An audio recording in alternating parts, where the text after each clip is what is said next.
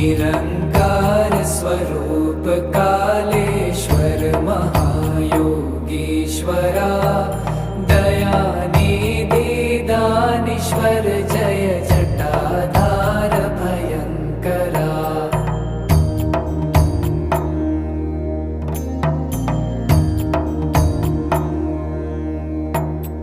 Shoolpani त्रिशूलधारी औगणी Baghambari Jai Mahesh Trilochana